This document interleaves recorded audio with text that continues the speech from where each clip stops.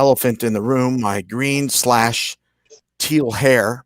I don't know if you ever heard of St. Baldrick's, but it's an organization that helps people with cancer. And I have a friend. It's actually the niece of one of the VCDL executive members. For her privacy, since she just turned 13, I don't want to give her name or anything.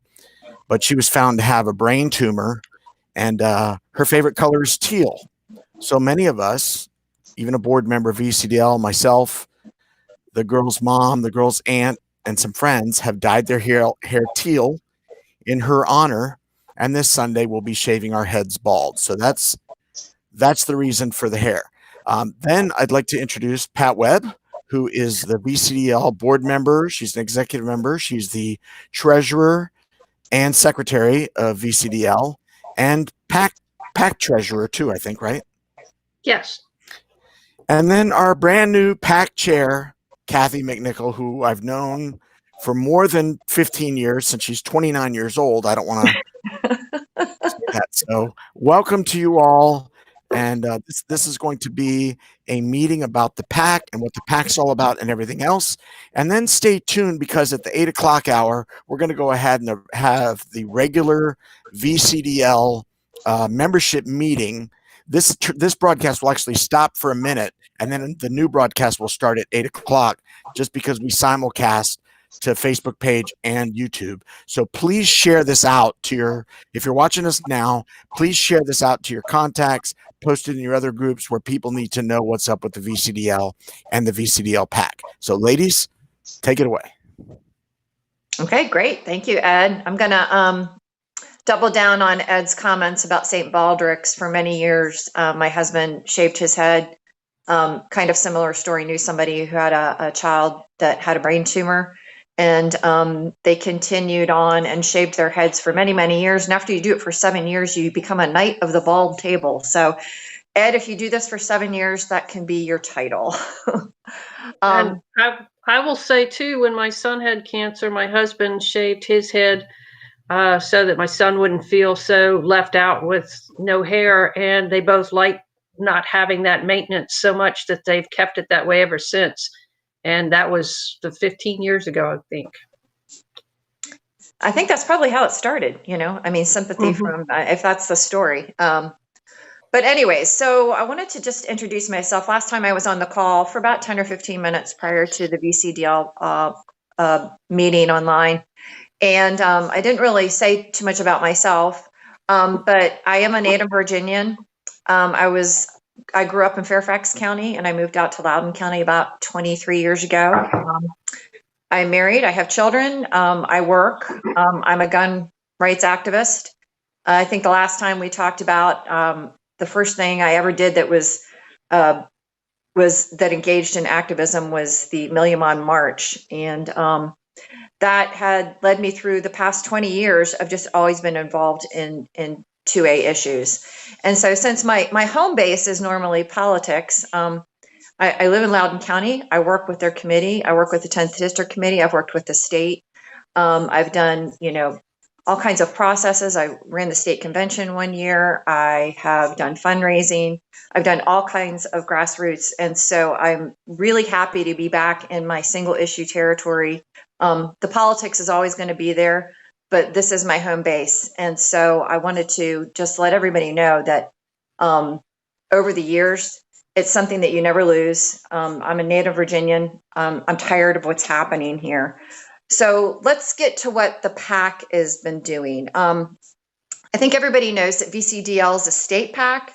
It's been in existence for about 20 years. It's the largest 2A PAC in the state of Virginia. It's run entirely on donations. So everything that you give to us is how we operate. Donations are accepted online and by mail. And if you go to vcdl.org/donate, you'll see the donate button. Actually, has that changed, Pat? Is it now vcdl.org/PAC and then you go to donate? Because I know that it got flipped. No, they're all on the same page. It's vcdl.org/donate, and then there's options on that page where you can select whether you're donating to the PAC or to VCDL. Okay. So, we appreciate all donations, big and small. And We're out on Facebook right now. That is our main driver of communication. It seems like no matter what happens to people on Facebook, conservatives, it's been around for so long that everybody has built up an audience on here. But we did just open up an Instagram account, and we will be opening a Parler account. So we're going to have those 3 communications devices. We're going to rely probably on VCDL Twitter, which already has so many followers, to share PAC information. I wrote an op-ed last week, and I know Philip sent it out. It was in the Bull Elephant. It went out on the VA alert. And that was kind of warning about what was going to potentially happen during the session, just Northam and his cronies being up at it again. And I wrote a column for the Defender, and the Defender is for VCDL members only. It comes to your house. It is 3 or 4 times a year. As soon as the new edition comes on or comes out, the old edition goes online. So I have a little column in the Defender as well. And we're going to be doing op-eds monthly. We need to, reach on general communication, not just on fundraising. So the stuff that you're going to be hearing from the PAC is going to be, stuff that's happening kind of real time. Although right now, while this special session is happening, I don't know if everybody's been following it. It seems like they aren't getting a lot done. They're arguing about whether or not they're going to get a per diem, and they're still in committee. We don't know. As far as I talked to Pat around noon today, there's still really no question about what the deadline might be for dropping any type of anti-2A bill. So everything is kind of in a holding pattern with the special session, but it continues on in the VCO, I think, gymnasium. So far this session, the only gun bills that have been introduced are actually favorable gun bills. One would extend the law that affects online training for concealed carry courses. It would extend that out so it doesn't take effect on January 1st of 2021. It would be 2022. Yeah. And the other one escapes me at the moment, but it'll come to me later.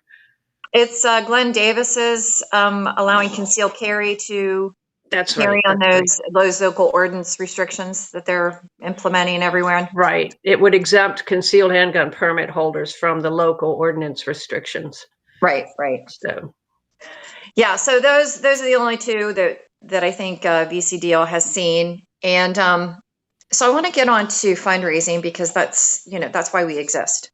Everybody knows that it's the lifeblood of PACs, and just to put it in perspective about who VCDL PAC is competing with, I think we need to talk about money that's come from outside of the state of Virginia, particularly last year.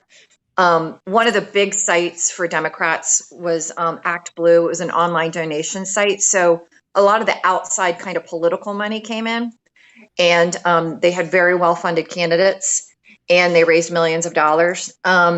Republicans now have Win Red, so if you go on to Win Red, you can pick races throughout the country. I would hope that you would donate to a race here in Virginia, but throughout the country. So it's the same type of tool, but we just got on it late. PACs obviously dumped millions more into the state of Virginia. I think you're all aware of the Moms Demand Action Brady Center. One of the most egregious ones was the Justice and Public Safety PAC, funded by George Soros. And so it's not just getting the right person in office, it's actually changing the people that can affect the law. So what that PAC did was it put $1 million into either the Arlington or Fairfax race in the primary and $500,000 in the other. So before the general election, they had already spent $1.5 million in Commonwealth's race offices. And then they dumped almost $1 million into our Commonwealth's office. So they flipped 3 Commonwealth's attorney's office in Northern Virginia. And what that does is it sets up just for everything to go like a domino. The whole kind of landscape of the state Commonwealths is changing. And that obviously is going to have an effect on any type of legislation. So I just bring this to your attention because I know everybody knows about it, but it's one of those things that people aren't talking about. And why were these PACs in Virginia last year? and this is kind of a political question, but there was just an opportunity to flip the legislature. I think, for the past 7 or 8 years, we've been on a slide, and this was their grand opportunity. They came in and they had the political winds at their back, and they did what needed to be done. And so, what I keep hearing is the PAC money's still here and we'll be back in 2021. It never left. This PAC money is here to stay. They're going to fight. Next year, 2021, we're going to have 100 House delegate seats. We're going to have governor, lieutenant governor, and attorney general. We're hoping that VCDL is going to be able to raise money so that if there are good 2A candidates in all of those seats, and I know some of those seats were vacant in 2019, that we can fund and they can run hard. Are we going to be able to make millions of dollars? I mean, that would be our dream and our goal, wouldn't it? But the truth of the matter is we need every dollar so that we can do what VCDL has done so well before. Last year's numbers, let me see. You guys, I wasn't on the PAC yet, but there were 23 candidates and there were contributions of over $100,000. Double, triple, quadruple that for next year. Whatever we can do. But I kind of also want to talk about maybe the year-to-year, never-ending political season here in Virginia. We're a state PAC, so we obviously can't help the federal candidates. But we can plan for next year, and every year is a building year. So every year that you lose something in a special session, you're starting at a deficit the next year. We're not going to be able to change the legislature next year, but we're going to be able to we're going to be at an election next November. So we have to gear up for what's going to be happening in session next February and March. And we also have to gear up for what's going to be happening in November.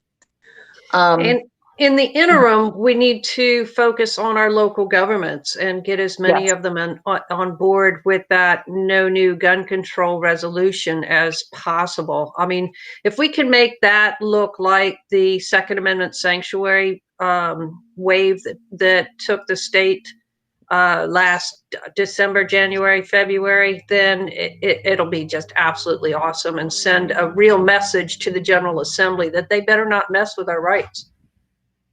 Right. That's right. And VCDL did such a brilliant job, county by county, municipality by municipality, and you've seen all of the municipalities coming in on all of the alerts. It's a different animal up here in Northern Virginia. So, we're used to what we've gotten, unfortunately. I also wanted to touch on. Can you guys still hear me? Yeah, I can hear you. Yes. Okay, I'm having a little bit of computer difficulty here, so keep on trucking it. If you need me, just shout out. I just didn't understand if I couldn't see my mute button anymore. I also wanted to talk about another right of ours, and that is our voting rights. If anybody has followed what passed in this past legislative session, they've made it so easy to vote now. You don't have to have an ID. You don't even have to say when you go in to vote and you present your ID, you don't have to even repeat your address anymore. And it sounds to me, and I've been talking with people who work in the elections office, that provisional balloting is basically out the door, that if they allow people to come in and vote with no ID and basically just sign a form saying I am who I am, I'm not sure what's going to happen, but I can tell you what we need to happen. And we need everybody, yes, to vote. We need everybody to make sure that their friends and their relatives are voting. But we also need you to vote safely. And a lot of confusion is going on, particularly, Virginia doesn't have mail-in ballots, but Virginia does have absentee and early voting. And so early voting, you don't have to have an excuse anymore. So I'm going to urge everybody, as soon as your elections office is taking voters, to go in and vote. You actually get to put your ballot in the machine. I know that's a big deal for people. They want to see their ballot go into the machine. I do too. You can do that in early voting. To do it earlier rather than later. Don't wait for the last day of early voting. You can take your ballot to your registrar's office and vote in person that way. Yes, if you order an absentee ballot and you don't want to mail it back in because you don't trust the mail, you can take it in to your local registrar's office, and if they have satellite offices available, and that's the most secure way. You're delivering it to them. But if anybody was watching the news last week, there were those 500,000 ballots that went all over the state of Virginia. What was the name of that? Center for Voter Information. If you receive something like that in the mail, or you know somebody that does, tell them to tear it up. We shouldn't be taking applications in the mail for our ballot. And also, we got a message from one of our members. The Virginia Department of Social Services is sending voter registration forms and informations to program beneficiaries, which is a little odd. I mentioned that to my friend in the electoral office, and she said, "Can you send that to me?" And I said, "Yes, I will."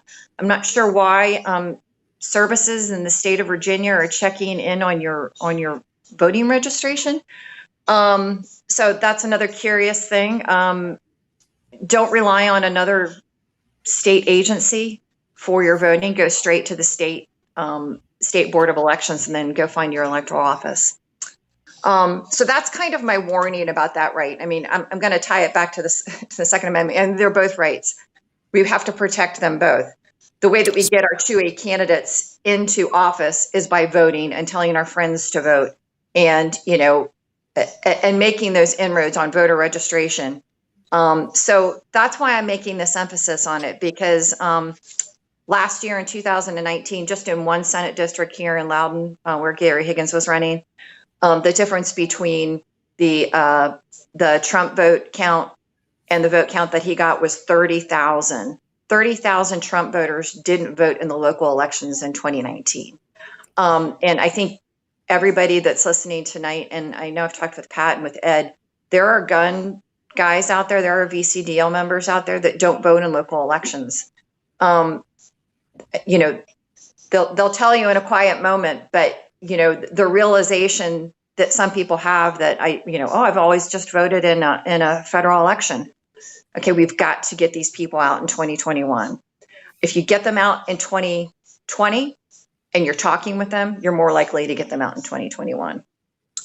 I think I've kind of exhausted all of my talking points here. I think maybe the last thing I want to say is I've also had these discussions with a lot of people about what can I do? What can I do? If you're really looking for something to do proactively, to be an activist, you can take election day off. You can go to the State Board of Elections. You can take their training. You can become an elections officer. You can also be an observer. You can go to your local Republican committee, and you can talk to them about if they need help with sample ballots. Do they need help, driving people to the polls? So it's one day. I know everybody's used to taking that one day off in January to go up to lobby day. And if you can take also election day off so that we can get the people in voting, so that we can keep them voting in 2021, it's all contributing in the same cycle. And obviously ask your friends, neighbors, if they're registered to vote. Tell them where to go get a form. And I always do this. I text my 10, and it's not my 10 friends. I'm not texting Ed and reminding him to vote. I'm not texting Pat. I'm texting my people that are kind of the people that are with us. If you know somebody who's a gun owner, and you just haven't really talked to them about politics before, send them a text or a message in Facebook, a week before the election, and say, "Hey, you planning on voting?" Give them a yoo-hoo and open up that conversation. You'd be surprised how many people are opening to listening to you. And go ahead. You can offer to give them a ride to the polls too, if there's somebody that needs a little extra motivation. Absolutely. And you can offer to drive them to drop off their absentee ballot. And you can drop off your absentee ballot at the poll on election day as well. If you've gotten an absentee ballot and then you've just kind of forgotten, never sent it in this election day, you can take it and hand it in at the polling location. Yeah. One other thing that I've seen reports of, but I have not verified, let me say that again, I have not verified, is that some people are applying for other people's absentee ballots and sending them in for them. So that when you go to the polls to vote, you find out that you've already voted because somebody voted for you. So that's one more reason why you may want to consider getting an absentee ballot and taking it down to your registrar's office. You can still vote in person. You just do it early. Yes, I think that's everyone's fear, isn't it? Walking into the polling location and someone saying, you already voted, which is another reason, don't wait until election day. Either order that absentee ballot and carry it in or go to your early voting. And all the dates are on the State Board of Elections website. So other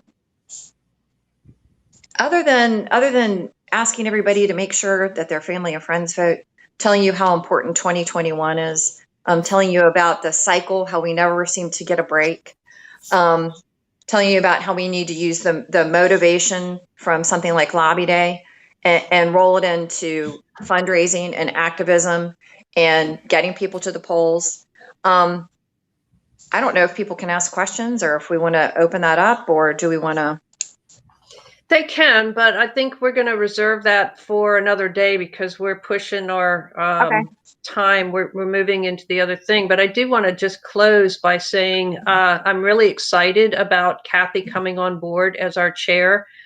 We also have Britton Ross as a co-chair, so we have a backup plan should something happen and Cathy needs to be out of town during a critical time or something like that. But we've had several PAC committee meetings since Cathy and Britton came on board as chair and vice chair. I think I said co-chair earlier, I meant vice chair.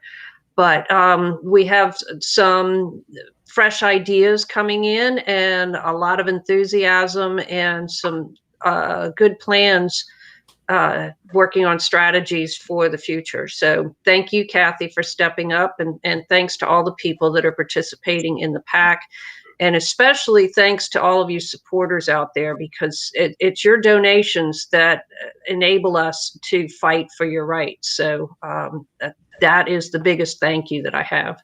No, and I'm going to second that. Everybody that's contributed $5, it takes everything. And yes. We're going to be sending out, obviously we have to send out fundraising letters. And I hope one of the tools that everybody will think about is doing that small monthly donation. When we have that function set, I mean, can you put $5 or $10 a month that comes out of your checking account to VCDL? Right. Even $1 a month, all those dollars add up. And yeah. Ed is having technical difficulties, but he says thanks from him too. So yes, thank you. I think we're ready to wrap it up, and you guys are going to start back up in 5 minutes at 8 o'clock.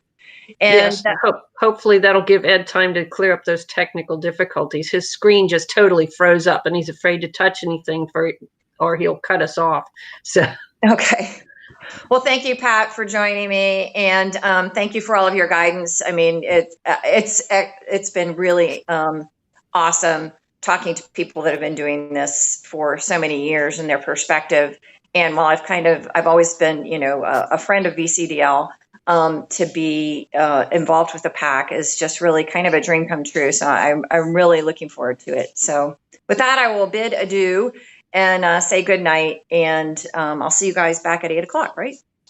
Or I'll listen to you at 8 o'clock. Yeah. I just put the link in the comments. It's vcdl.org/donate, and then look for the link that says donate to the PAC. So good night, everyone. And we'll see you again with the regular VCDL meeting in a few minutes. Great. Thanks, Pat. Thank you.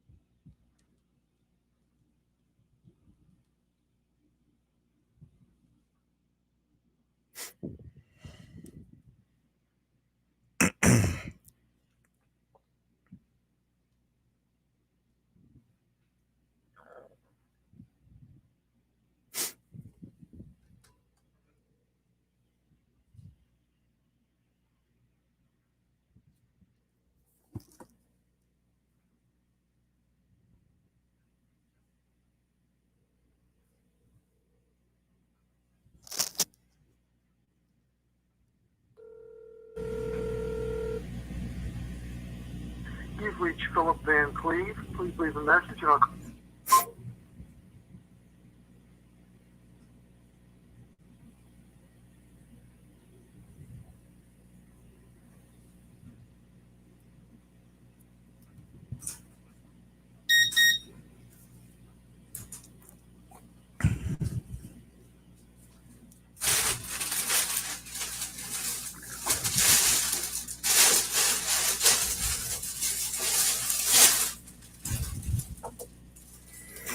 So if Cathy was talking and I tried to show them something and my whole laptop locked up and I couldn't do anything, even though we're still broadcasting live, but I couldn't control who was talking, who was muted, who was whatever.